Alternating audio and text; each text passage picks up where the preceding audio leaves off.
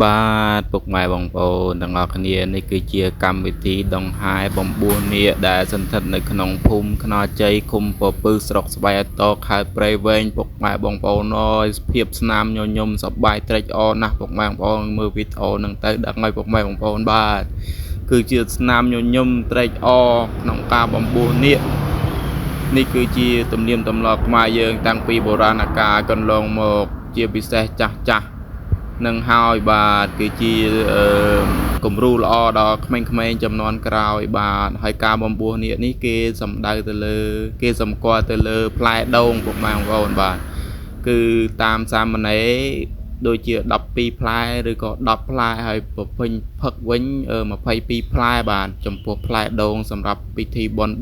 បំពោះនាគនេះបាទហើយសប្បាយរីករាយណាស់ពុកម៉ែបងប្អូនអើយបាទហើយសូមពុកម៉ែបងប្អូនតាមដានវីដេអូទាំងអស់គ្នាពុកម៉ែបងប្អូនសូមអរគុណ